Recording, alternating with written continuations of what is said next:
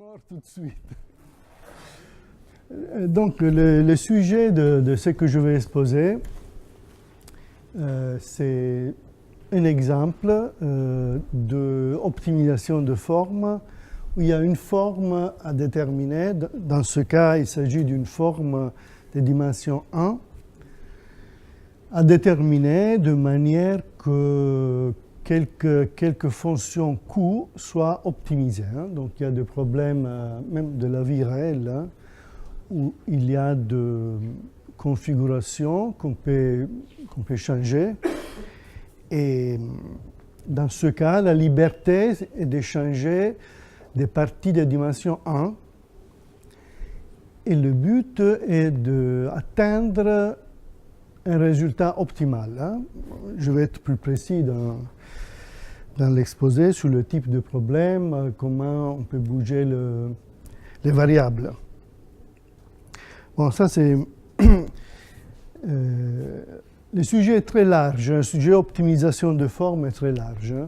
Le problème que je vais présenter, c'est l'objet d'une recherche avec des collègues de Grenoble, Edouard notamment, et Božidar Veličkov, et après des collègues de Pise, et Serena Guarino, qui était mon étudiante, qui est à Naples maintenant. Et là, il y a encore une partie, comment on dit, in preparation, in progress. Une partie déjà parue, 2015, et papier en préparation, je vais vous montrer.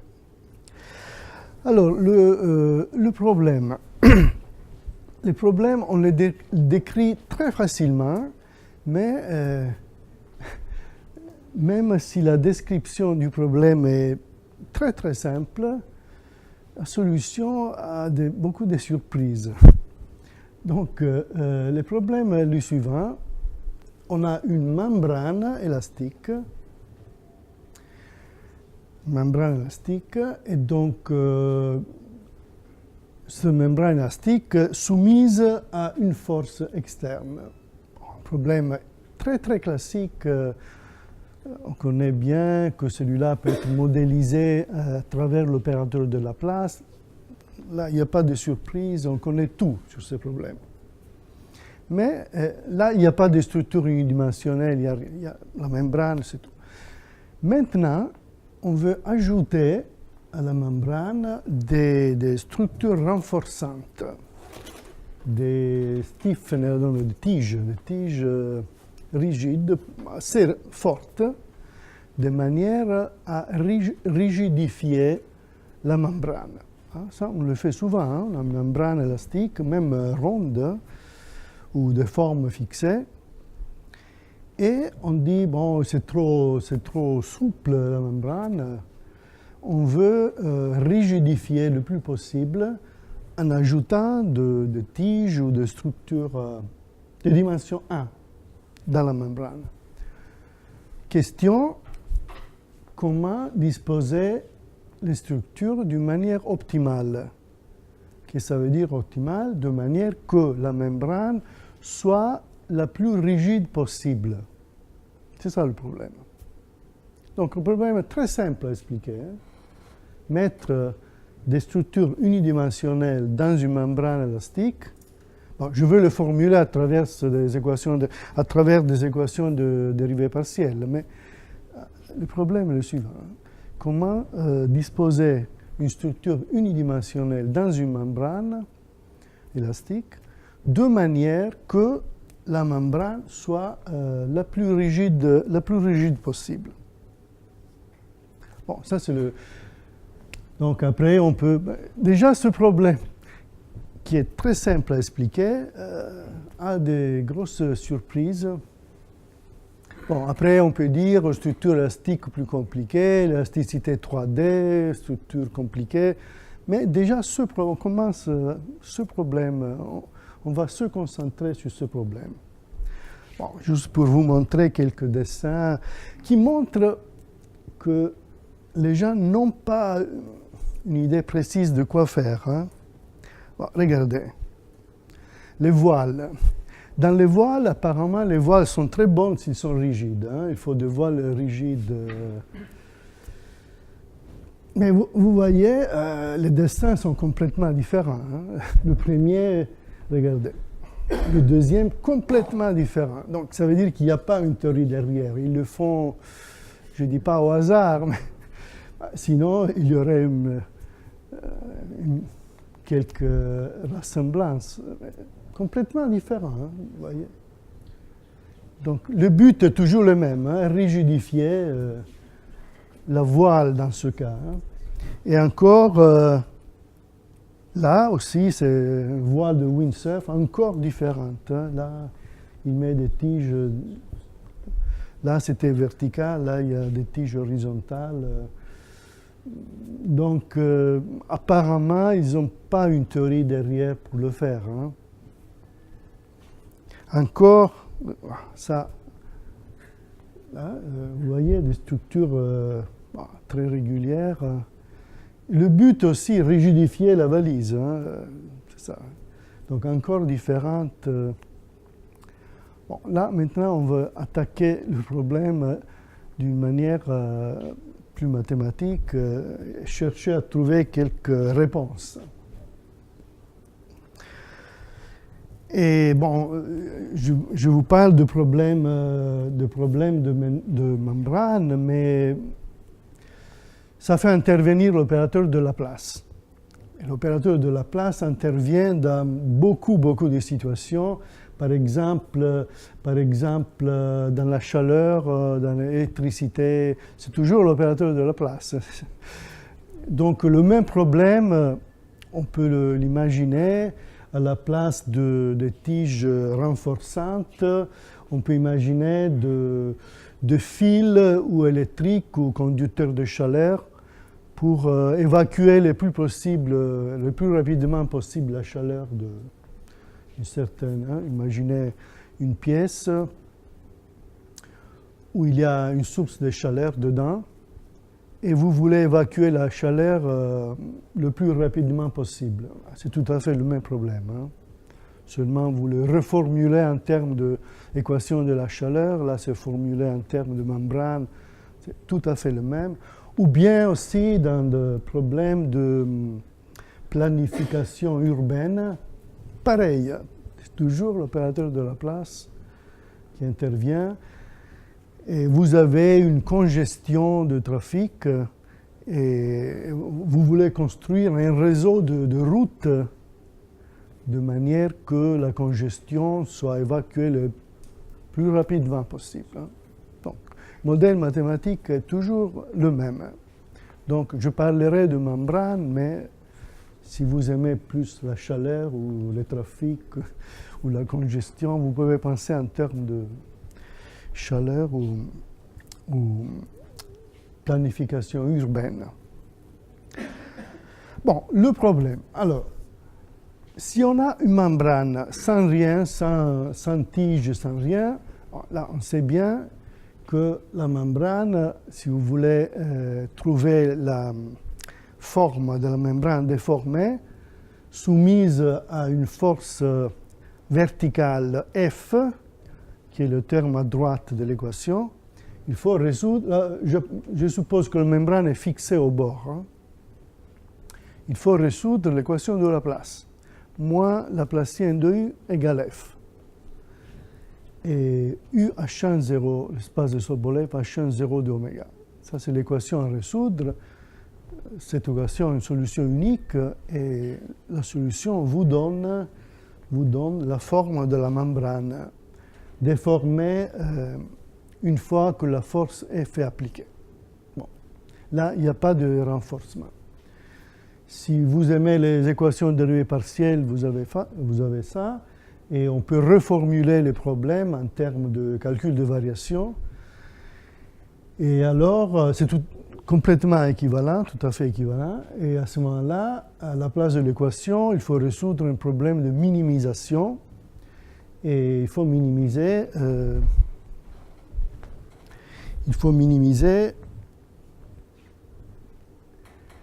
l'énergie élastique qu'on peut décrire 1,5 gradient U carré moins le travail de force, moins F fois U. On minimise cette fonctionnelle sur l'espace H0 de oméga.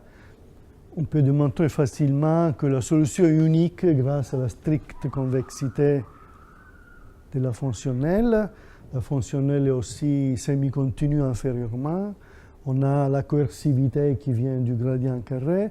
Donc, il existe une solution unique, qui est la même solution qu'avant. Donc, vous pouvez choisir une formulation ou l'autre, sont complètement équivalentes. On a mis le coefficient élastique de la membrane égal à 1. On a normalisé, sinon il y a une constante devant le Laplacien. Bon, là, sans aucun renforcement. Maintenant, on va ajouter les renforcements. Alors là, c'est plus pratique de travailler, on peut faire le 2 aussi, hein, mais c'est plus pratique de travailler en termes de calcul de variation. Donc il faut modifier l'énergie totale de la membrane. Bah, évidemment, la partie travail de force reste le même, hein, la force est toujours F. Donc il y aura toujours les moins FU. Il y aura toujours la partie élastique de la membrane, 1,5 gradient U carré, mais dans l'énergie, il y aura un terme supplémentaire qui est dû à la présence de la structure renforçante. Bon, c'est ça. Hein?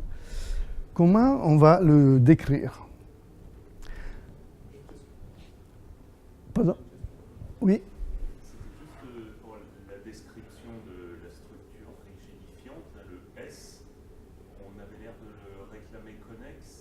Oui, ben ça c'est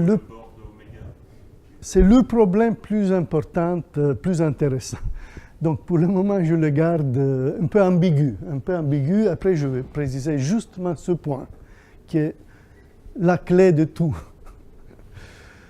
Donc maintenant, le terme de force moins FU est le même. La partie élastique de la membrane est la même. Sauf que maintenant, il faut ajouter à l'énergie la partie qui est due à la partie renforçante. J'appelle S, pour le moment, S est fixé. Je fixe S. Avec S fixé, je peux faire le même problème. Donc, le nouveau problème est celui-là. Hein. C'est tout à fait pareil, au précédent. Hein. Vous voyez, il y a le terme le travail de force, il y a l'énergie de la membrane, plus l'énergie de la structure renforçante. J'ai mis un petit thème qui est la constante élastique de la tige. Donc, le nouveau problème à résoudre avec S fixé. Donc, jusque-là, S ne bouge pas, est fixé. Donc, il faut résoudre ce nouveau problème. Et ce nouveau problème ne pose pas de grandes difficultés parce que bon, cette partie est linéaire. Cette partie est quadratique. Donc vous avez encore la stricte convexité, l'unicité de la solution. La seule... Quelque chose qui me gêne, c'est que si le U est dans H1 de oméga, quand on prend sa trace sur S... Oui, donc la seule chose... Oui, le domaine n'est pas... La seule chose à changer, la seule chose à changer dans cette fonctionnelle est son domaine. Quel est le nouveau domaine de la fonctionnelle? Alors, vous voyez bien, pour donner un sens à ça, il faut que U varie dans l'espace de Sobolev, H1, bon, comme ça, ce terme bien clair, mais il faut que ce terme soit aussi bien clair. Et donc, l'espace naturel est l'espace H1 0 de oméga, intersection H1 de S. Hein? Donc, une fois qu'on a fixé le domaine de la fonctionnelle, on retombe l'axe Milgram, c'est toujours la même situation, fonction quadratique, coercive, semi-continue. L'existence est facile. Hein? Donc, ça, c'est le problème avec S fixé. Mais ce n'est pas ça qu'on veut résoudre. On veut maintenant modifier le S. Alors, j'appelle la valeur minimale, cette valeur-là. Hein. Bon, j'ai reçu ce problème et ce min est une valeur, hein, nombre réel. Et j'appelle cette valeur minimale, qui dépend de S évidemment, hein, je l'appelle E de S, l'énergie de S. À S fixé, bien défini, j'ai reçu les problèmes de minimum et je trouve E de S. Bon, c'est là la question. Maintenant, je vais optimiser par rapport à S. Je vais bouger le S. Je cherche le S meilleur. Donc, il faut bouger le S dans une classe convenable. Et alors, le problème qui se pose est le suivant. Je veux maximiser E de S, parce que plus grand E de S, plus rigide est la structure. Je veux maximiser E de S lorsque S varie dans une classe convenable à décrire. Et c'est là que la connexité intervient très fortement. Donc, je peux choisir... Bon, quelles sont les conditions naturelles à imposer sur les choix admissibles? D'abord, il faut fixer la longueur totale. Autrement, je mettrais de renforcement partout, ça serait hyper rigide. Donc, la longueur totale de S doit être fixée. Hein, ça, c'est très naturel. Ça, le H rond, c'est la mesure de Hausdorff unidimensionnelle. Hein. Donc, la longueur est fixée. Donc, il faut fixer la longueur totale de S. Et après, il y a le choix, je vais discuter les deux. Est-ce qu'on met connexe ou on ne met pas connexe? Il y a les deux possibilités. J'impose, le choix possible sont les S connexes. Je ne dis pas des courbes, hein, des connexes, même avec bifurcation, avec des arbres bifurqués. Donc, un premier choix, c'est possible de dire j'impose que le renforcement avec les tiges donne un ensemble connexe ou biconnexe ou triconnexe, biconnexe avec deux composantes connexes, triconnexe, 3, mais je fixe le nombre. Ou bien je ne dis rien et je fixe seulement la longueur totale. Il y a deux possibilités.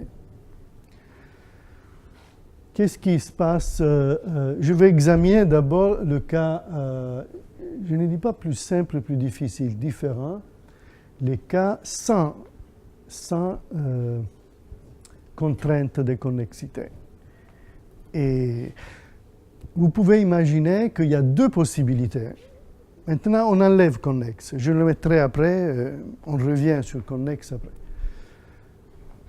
Vous enlevez connexe, hein? Donc les S sont tous les S unidimensionnels de longueur fixée. Qu'est-ce qu'il peut arriver sans connexe? Il y a deux possibilités.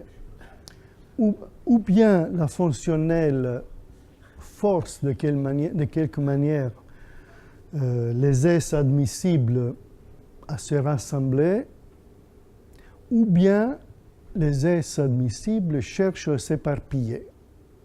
Il n'y a pas d'autre choix. Hein.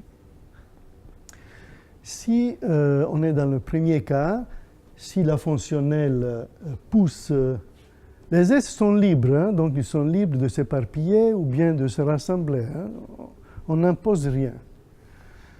Si on est dans le premier cas, pour quelque raison, la fonctionnelle pousse les S à être proches les uns des autres, bon, on reviendra au cas connexe, ou biconnexe, ou triconnexe. Par contre, si une suite maximisante Sn commence à s'éparpiller, on sera dans le cas qu'on appelle le cas de l'homogénéisation. Donc, une suite maximisante, pour atteindre le max,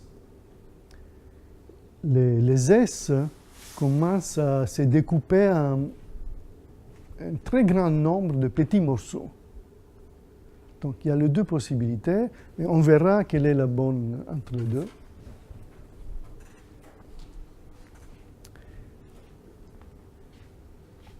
Par contre, si on est dans le cas connexe, la deuxième option ne peut pas arriver, parce que j'ai mis la contrainte que les S admissibles doivent être connexes, donc ils ne peuvent pas se découper en plusieurs morceaux, ou biconnexes, triconnexes. Le nombre de composantes, une fois que je le fixe, ne joue aucun rôle dans la théorie. Et donc, l'éparpillement en plusieurs morceaux, c'est interdit à l'origine, à cause de la définition de la classe admissible. Et donc là, il y a le théorème de Golab qui dit que si vous avez des connexes, il existe toujours, quitte à passer à un sous-suite, il existe toujours une limite, et cette limite, c'est encore connexe. Et en plus, cette limite, par rapport à la convergence de Hausdorff, cette limite S, donc Sn était la suite maximisante, cette suite maximisante, grâce à Golab, admet toujours une limite au sens de Hausdorff. Cette limite est encore connexe. Et en plus, la longueur est semi-continue inférieurement par rapport à Hausdorff. Donc, la longueur du S limite est inférieure ou égale à L. Mais si vous pensez au problème initial, vous voyez qu'on doit avoir l'égalité, parce que si vous avez droit à utiliser L, ce n'est pas trop intelligent d'utiliser moins que L. C'est clair que plus de renforcement vous mettez, mieux la structure sera rigide. Donc l'égalité sera atteinte. Mais attention, ici ce n'est pas le cas que va arriver, parce qu'en général, qu'est-ce qu'on sait à travers Golab? Golab nous dit qu'il existe toujours une sous-suite SNK qui converge Hausdorff vers un ensemble connexe qui a la longueur inférieure ou égale à L. Ça, c'est toujours vrai.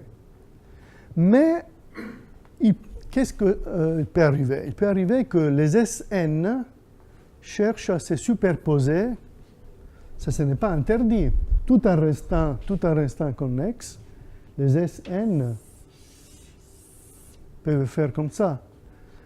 Et alors, si je passe à la limite avec Golab, qu'est-ce que je trouve? Je trouve ça, qui est plus court que L, mais avec une multiplicité, 2.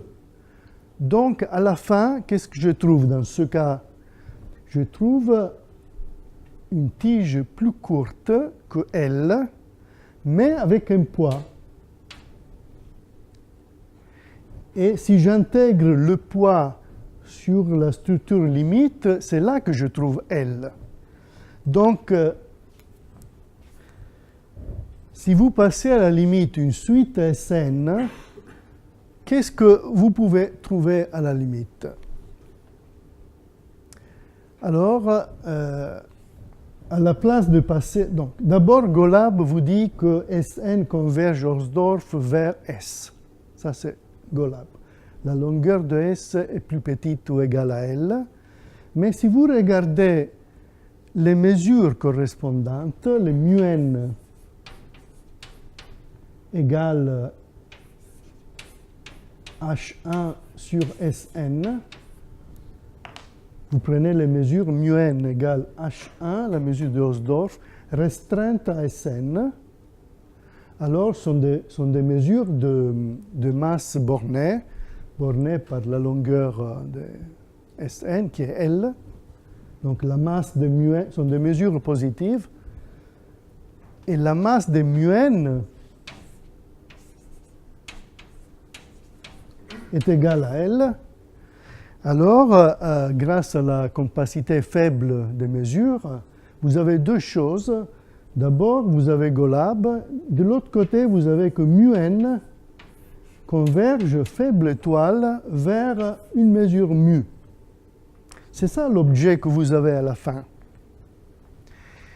Et cette mesure mu, qu'est-ce que vous savez sur la mesure mu? Mu est une mesure concentrée sur l'ensemble limite. Donc le support de mu est concentré sur l'ensemble limite qui peut être un peu plus court que L. Il peut y avoir une densité sur mu, ça on ne sait pas. Et à cause du problème d'optimisation, vous aurez que l'intégrale de 2 mu sera égale à L. Pas seulement inférieure, mais égale, parce que si c'était strictement inférieur, vous ajoutez du renforcement et vous gagnez. Donc c'est ça que vous avez à la fin. Donc c'est ça la classe qu'on appelle relaxée. Hein. Si vous passez à la limite relaxée, ça veut dire que vous passez à la limite le problème initial sur une suite SN quelconque. Alors c'est ça que vous pouvez attendre des mesures concentrées sur un ensemble connexe S, peut-être un peu plus court que L, mais l'intégrale de 2 mu égale à L, et en plus, grâce à Golab, mu est supérieur ou égal à H1 de S, H1 restreinte à S. Et maintenant, il y a une question qui se pose. Oui, maintenant, on est d'accord, on tombe sur des mesures. Bon, ça, on a accepté. Mais maintenant, il y a une question. Quelle est l'énergie d'une mesure? Parce qu'avant, je vous ai dit, vous avez posé la question, justement, H1 de S. Bon, H1 de S est bien connu. Mais là, il n'y a plus, il y a S, mu, les choses se compliquent. Quelle est l'énergie associée à mu? Mu est absolument continu par rapport Non, ça on ne sait pas. On ne sait pas, parce que je passe à la limite faible. Si je passe à la limite faible, j'obtiens une mesure. sur le dessin. On a l'impression. Dans le cas du dessin, oui, mais il peut y arriver des choses. Ça peut commencer à tourner en rond. Il peut y avoir. La seule chose qu'on peut dire, que mu est concentré sur S. C'est tout. Et après, mu est une mesure. Bon. L'expression de l'énergie. Quelle est l'expression de l'énergie? Bon, vous pouvez imaginer que l'expression de l'énergie est la suivante, si jamais il y a un sens. Donc la partie FU reste, évidemment, reste. La partie gradient carré reste. C'est là que le problème se pose. Est-ce qu'on peut donner un sens à ce terme? Alors là, heureusement, pour des raisons de... Je ne sais pas pourquoi on l'avait étudié avec Guy Bouchité, mais il y a longtemps. Mais c'était juste un désir pour compléter. On s'était posé une question, est-ce qu'on peut donner un sens? Est-ce qu'il y a des espaces de Sobolev construits sur des mesures? Hein? C'était une curiosité abstraite. Hein? Et là, on avait étudié ce problème très profondément. Et on avait développé toute une théorie d'espace de Sobolev par rapport à une mesure quelconque. Alors, je vous dis les résumés de cette longue théorie qu'on avait développée il y a longtemps, vous voyez, il y a 20 ans. Et la réponse est oui. On peut définir l'espace de Sobolev H1 mu. Pour toute mesure mu, H1 mu. Qu'est-ce que c'est que H1 mu? La chose plus importante est la suivante. Étant donné une mesure mu quelconque, on peut définir l'espace tangent à une mesure. Nous, on connaît l'espace tangent de la géométrie différentielle, mais là, il faut une variété régulière hein, pour... l'espace tangent de la géométrie différentielle, il faut une variété régulière. S'il y a des coins, on peut avoir l'espace tangent dans presque tout point. Ça commence à être compliqué. Nous, on a développé cette théorie pour toute mesure. Il y a une manière de définir l'espace tangent à cette mesure, qui varie de point à point, évidemment. Les fibrés tangents. Les fibrés tangents liés à la mesure.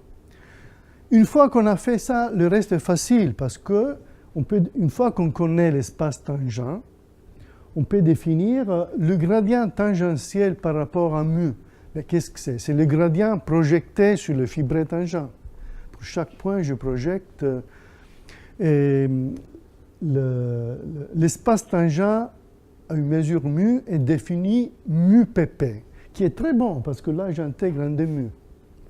Donc, pour tout x, je projette le gradient sur l'espace tangent, je trouve dmu au carré. Et après, dans le cas de la géométrie différentielle, dans le cas où S est une surface de dimension k, on trouve ce qu'il faut. On trouve que l'espace tangent est celui-là habituel. Par exemple, si mu est une mesure absolument continue par rapport à Lebesgue, l'espace tangent est Rn tout entier. Si mu est une mesure sur une variété régulière, on trouve l'espace tangent de la variété. Si mu est un delta Dirac, qu'est-ce qu'on trouve? On trouve que l'espace tangent s'est réduit à un point, à 0. Et donc, si on fait H1 par rapport à la mesure de Dirac, c'est L2 tout entier. H1 mu avec mu Dirac est égal à L2. Donc avec ça, on peut définir l'énergie de mu. Heureusement, vous verrez qu'on n'a pas besoin de tout ça. Pour le moment, si jamais ça sert, on peut définir l'énergie de mu. Et donc, l'espace naturel, maintenant, devient H1 0 oméga, intersection H1 mu. J'ai raté une étape, mais c'est clair qu'avec la suite maximisante Sn qu'on avait au départ, quand on a extrait une sous-suite convergente, les énergies des Sn convergent vers ce E de mu. Non, en effet, on n'a pas besoin que l'énergie converge, il suffit une inégalité, parce que je veux le max. Et là, la réponse est oui, et c'est aussi très facile, parce que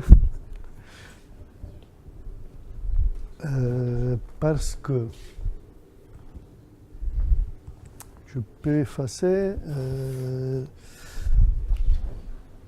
C'est derrière, peut-être. Voilà.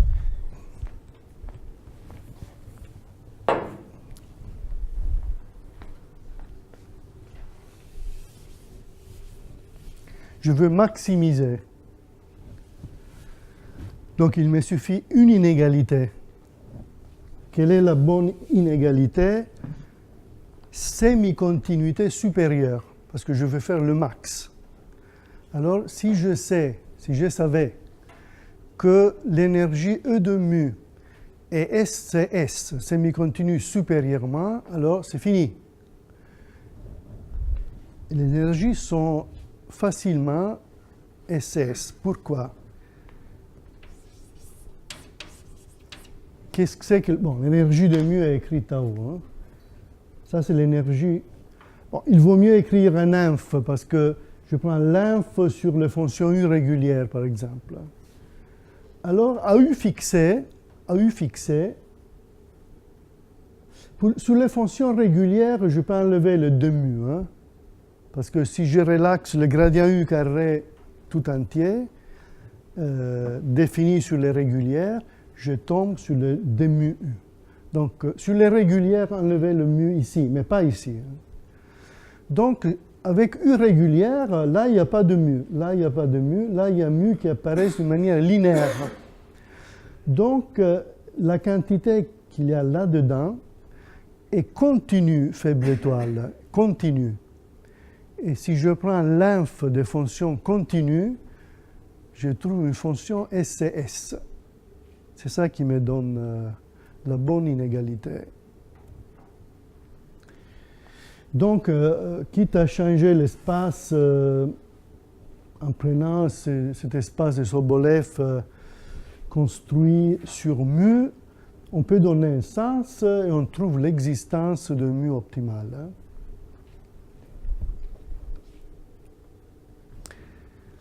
Donc, ça, j'ai dit, c'est presque une tautologie, parce que qu'est-ce qu'on dit? On dit que le problème relaxé admet une solution relaxée. Bon, c'est toujours vrai, ça.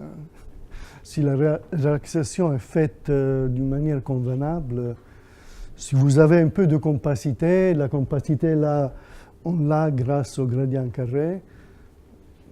Ce théorème est presque une tautologie. Donc, il existe une solution relaxée, donc une mesure,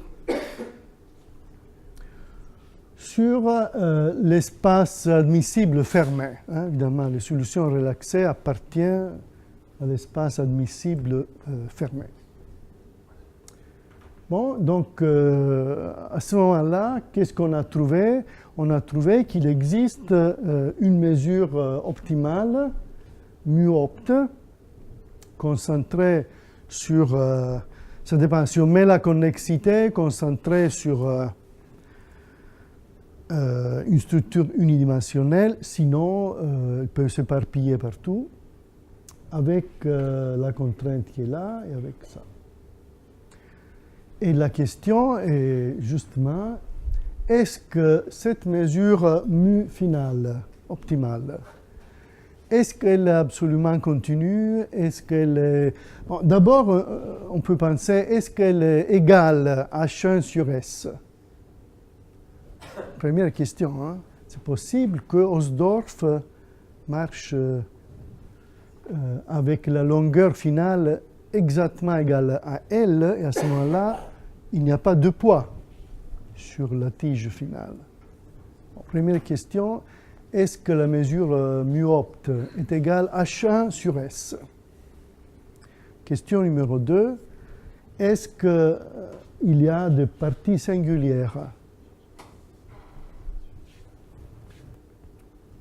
Bon, je vous laisse réfléchir et on va voir le problème sans connexité. Sans connexité. Même question, on peut relaxer tout, sauf que maintenant, l'espace relaxé est beaucoup plus grand, et comme ça, vous tombez sur la classe de toutes mesures, avec borne L, de masse L. Donc, vous avez le max E de mu, ça c'est le problème relaxé, avec mu dans les mesures de masse L. Et encore, il existe, comme avant, la tautologie est encore vraie. L'argument semi-continuité supérieure encore marche. Donc, il existe mu optimal, mais cette fois-là, qui appartient à une classe énorme. On peut se poser les mêmes questions. Est-ce que mu est faite d'une certaine manière? Bon, là, j'ai beaucoup de dessins à vous montrer, donc je vais un peu plus rapidement maintenant. Ce problème, c'est un max-min. Vous faites le min par rapport à U, vous trouvez l'énergie, et après, vous maximisez par rapport à mu. Alors, si vous cherchez dans la littérature max-min, il y a deux cas dans lesquels on peut intervertir le max-min avec le min-max. En général, c'est faux. Vous ne pouvez pas. Mais dans certaines situations particulières, convexe-concave, si vous avez des fonctions convexe-concave, vous pouvez le faire. Et c'est juste le cas. Convexité par rapport à U, quadratique, linéaire. Et concavité par rapport à mu, parce que c'est le min des fonctions linéaires est concave. Donc, vous pouvez intervertir. Le premier que j'ai trouvé, c'est Ekeland, en 1975, qui avait étudié ce problème de min-max, max-min, dans les cas dans lesquels on peut faire l'interversion.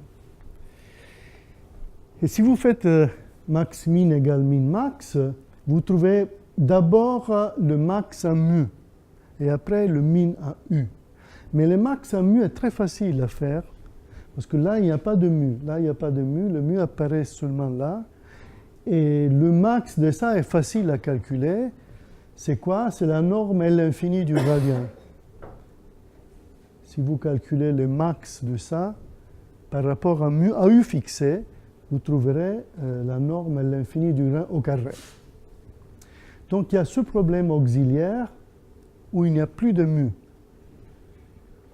Et celui-là encore, il est strictement convexe. Vous pouvez démontrer que ce problème admet une solution unique U bar. Il n'y a pas la longueur qui interdit ici. Pardon? Il n'y a pas la longueur qui interdit quelque part. Oui, oui, la longueur, oui, j'ai pris égal à 1 ici. J'ai pris égal à 1, c'est vrai. Sinon, il y aurait L. C'est vrai. Excusez-moi, Oui. j'ai pas compris. Pourquoi est-ce qu'on peut enlever le mu? Vous avez dit tout à l'heure que quand U est régulière, on peut enlever le mu Oui, de l'intégrale de grade mu, le premier mu, oui. Le mu indice, le mu en indice. mu carré et u, Oui, et le parce, grade mu. parce La que, projection du gradient sur l'espace. oui, oui. On peut enlever parce que si vous faites l'inf des gradients U carré, entier, le gradient entier, gradient U carré entier, des mu, vous trouverez, sur les U régulières, vous trouverez seulement la partie tangentielle. La partie normale ne compte pas. Si vous faites l'inf de limite inf U régulière, gradient tout entier, la partie normale disparaît, il ne reste que la partie tangentielle au carré. Donc c'est pour ça que faire le gradient indice mu ou le gradient total en disant que U est régulière, ça donne le même résultat. Sauf qu'à la place du min, vous avez inf sur les régulières. Mais d'une manière ou de l'autre, vous tombez sur ce problème auxiliaire. Et maintenant, la question qui se pose, comment je récupère l'information sur le mu optimal en connaissant le U bar que j'avais dit tout à l'heure. Hein. De U bar, je vais récupérer les informations sur mu, parce que c'est mu qui m'intéresse. Bon, ça c'est un problème qu'on avait étudié avec Bojidar et Edouard en 2015. Et là, il y a la bonne surprise que la mesure mu optimale n'est pas une mesure quelconque, mais est une mesure LP. Si la fonction f est LP. Hein. Donc, meilleure la force, meilleure sera la mesure mu opt, mais elle n'a jamais de partie singulière. Parce que la mesure est dans LP. Et en plus, on peut démontrer que le supporté par ça. Ce problème n'est pas nouveau. On avait trouvé des papiers de Bresis en 1971, après Caffarelli, Friedman, Evans. Beaucoup de gens avaient étudié ça. Mais là, il faut dire qu'il y a une différence en termes de f.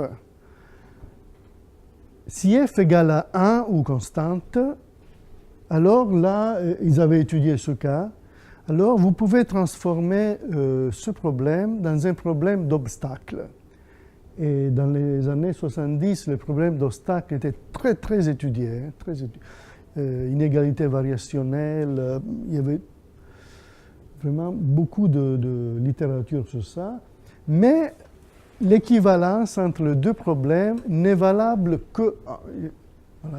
mais elle est valable si f est constante, sinon, en général, n'est pas valable. Vous ne pouvez pas transformer les problèmes d'optimisation de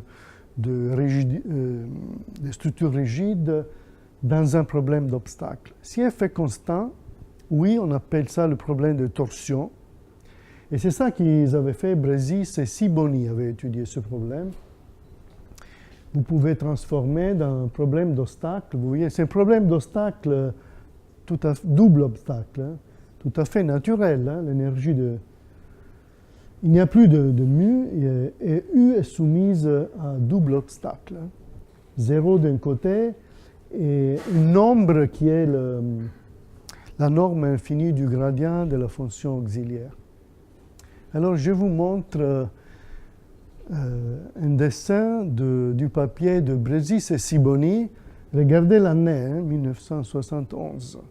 Alors ils ont dit, on avait étudié, maintenant on va faire du numérique sur ce problème. Numérique de l'époque 1960 était publié, peut-être ils avaient fait 2 ans avant. Hein.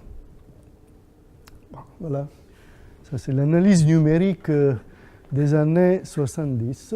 Hein. Donc ils avaient pris oméga, c'était un carré, f égale à 1, constante 10, constante égale à 10. Avec l'opérateur était moins laplacien, comme chez nous. Bon, voilà. Et donc, ils avaient trouvé que la partie à renforcer était la partie, ils ne parlaient pas de renforcement, mais double obstacle, et la partie où il y a le 1. Où il y a le 1. Donc, apparemment, dans ce cas, il semble que les diagonales sont déjà très fortes, et ce n'est pas la peine de renforcer. Pourquoi? Est-ce qu'il y a une explication? Bon, dans les carrés, on peut deviner. Si vous le faites dans une ellipse, ils n'ont pas fait, mais je vais vous montrer après l'analyse numérique des années 2000, 2.0. Dans une ellipse, la partie que ce n'est pas la peine de renforcer, c'est un petit segment central. Est-ce qu'il y a une raison? Les 4 locus. Dans le cas f égale 1, il y a une partie qui est déjà très forte, qui est les 4 locus de oméga. Donc les 4 locus est toujours exclu, a posteriori, exclu du renforcement parce qu'il est déjà très rigide. Donc, le renforcement va être dans le complémentaire.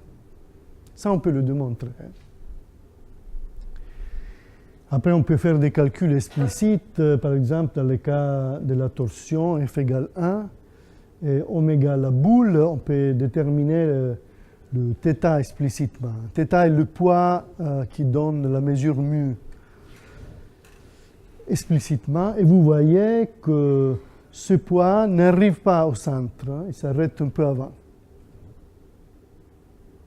Mais en général, cet argument de transformer le problème en problème d'obstacle ne marche pas si f n'est pas constante. Et d'ailleurs, dans le papier de Bresis et Sibony, c'est remarqué ça. Hein. Attention, l'équivalence seulement si f est constante. Bon, là, on ne sait rien sur la régularité. Ça, c'est Dans les problèmes d'optimisation de forme, il y a toujours un point faible, enfin, au sens difficile. La régularité des solutions. Là aussi, on pense qu'il devrait y avoir, mais la régularité des solutions, c'est toujours très, très difficile. Et je vous montre maintenant quelques calculs numériques avec l'analyse numérique d'aujourd'hui faite par notre collègue. Voilà, ça le cas d'un cercle. Donc la partie rouge, c'est la frontière libre entre la région que vous allez renforcer, qui est la partie extérieure, et la région que vous ne renforcez pas, qui est la partie intérieure. La partie antérieure. Donc avec des masses différentes. Hein. Si vous donnez plus de masse ou moins de masse. Bon, là on a l'expression explicite. Bon, là c'est la preuve numérique de ça. Dans un carré, voilà, ça c'est les calculs de Bresis et Sibony. Dans le carré, donc à l'intérieur de la partie rouge, pas de renforcement, et dans les 4 morceaux, du renforcement, mais pas constant. Hein. Il y a un θ il y a un poids à mettre avec des paramètres différents, mais vous voyez que le 4 locus est toujours exclu. Ellipse aussi, vous voyez, 4 locus toujours exclus. Voilà, c'est frontière libre, la zone rouge. Et après, il y a un ensemble un peu bizarre. Trèfle. On dit trèfle, non, France? Trèfle. Et les 4 locus du trèfle, c'est un tripode. Donc là aussi, vous avez... On revient au cas connexe. Dans le cas connexe, résultat pareil, hein, on tombe sur une mesure. On tombe sur une mesure, cette fois-là concentrée sur une structure unidimensionnelle connexe, hein, comme avant. Question, qu'est-ce que c'est cette mesure? Bon, si vous avez la régularité, vous pouvez exprimer des conditions nécessaires d'optimalité, mais on ne sait pas, la régularité, on ne la connaît pas. Donc, si jamais on savait, mais on ne sait pas. Hein. Régularité de S et de θ, hein, il y a deux choses. Le poids, θ, et la structure S. On voudrait bien avoir un résultat de régularité, mais on ne l'a pas.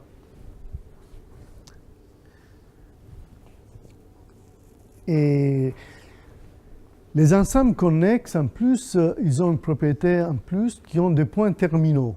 Hein, chaque ensemble connexe a un certain nombre de points terminaux.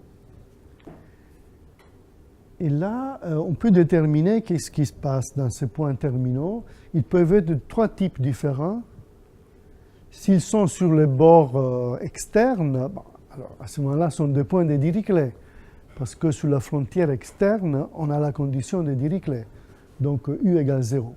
Hein, si x0 est un point terminal de S qui se trouve sur la frontière de oméga, bon, là, on a Dirichlet, U égale 0.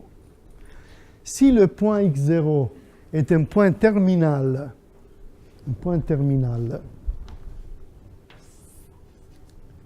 du connexe, intérieur à oméga, pas sur le bord, on a Neumann. C'est la dérivée tangentielle de U qui doit faire 0. Et le troisième point, c'est un point de bifurcation. Le connexe peut faire comme ça. Et dans ce point, si jamais il existe, dans ce point, on doit avoir la condition de Kirchhoff. Donc la somme vectorielle des vecteurs tangents doit faire 0. Et la fonction est continue à ce point-là? Si tout était régulier, ça c'est... Non, mais dans le troisième cas, si on a un point de branchement, la fonction est continue au point de branchement, la fonction U. Oui, mais tout ça, sous condition que les choses sont régulières. Dans la condition de Kirchhoff, il y a aussi la continuité, c'est ça? Oui, bien sûr. Ah oui, continuité, bien sûr. Ah oui, bien sûr, continue et en plus... ah oui, bien sûr, continue.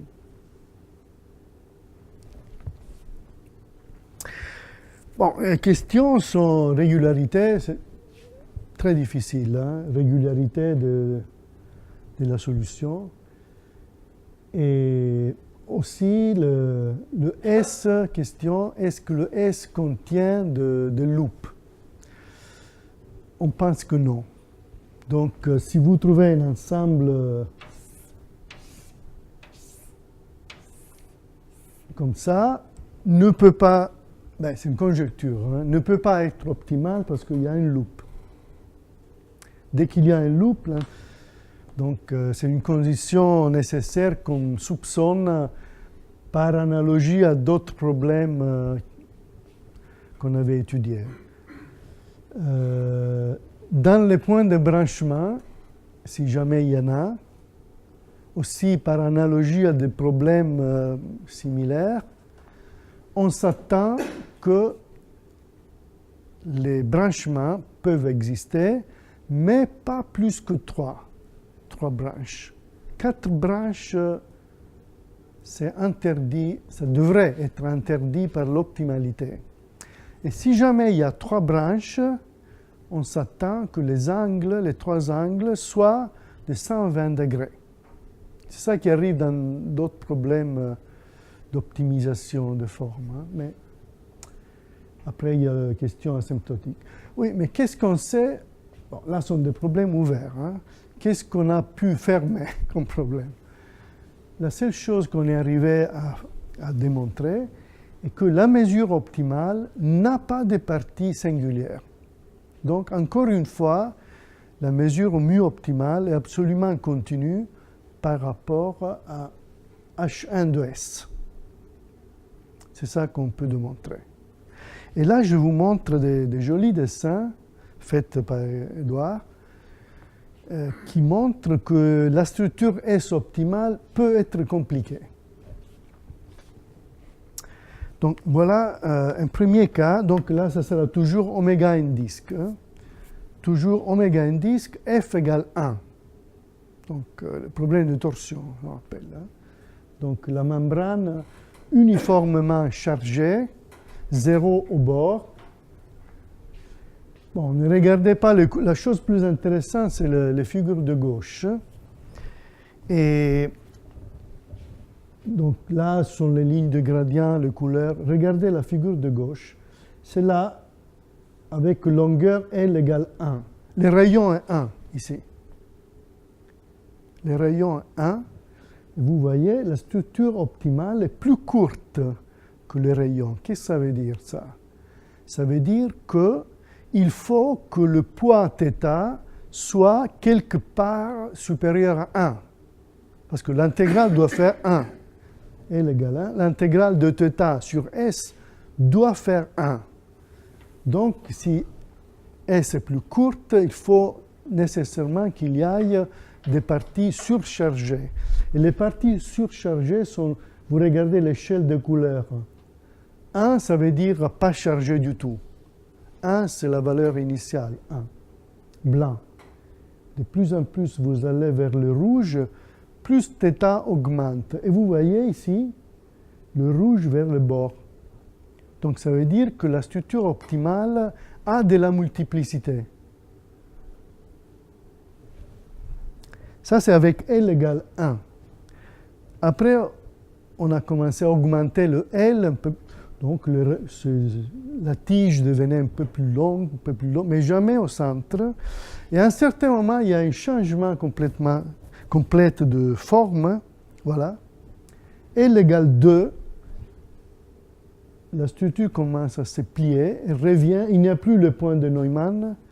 Avant, il y avait le point de Neumann. Ce point était Neumann. Hein. Ce point était Dirichlet. Là, il n'y a pas un point de Kirchhoff. Là, il n'y a plus de point de Neumann. Il y a 2 points de Dirichlet, mais le rouge encore, celui-là un peu plus court que 2. Hein. Il y a du rouge, donc de la surcharge de θ. Et après, on a augmenté 3. Là, il y a un point de Kirchhoff. Il n'y a plus de point de Neumann. On n'a pas trouvé de points à partir de 2. On n'a plus trouvé de points de Neumann. Là, c'est 3. Il y a un point de Kirchhoff. Hein. Donc ça, c'est la structure optimale. Hein. Difficile à deviner. Mais... Bon, après, ça se complique. Encore 4. Les angles sont bien 120 ou... Pardon? Je ne sais pas. d'optimalité qui dépendent de U. Là, il est redondant. Donc, ils ne sont pas 120 quand c'est... Donc là, vous voyez 2 points de Kirchhoff. Et de plus en plus compliqué. Hein. 5, ça commence à bifurquer énormément.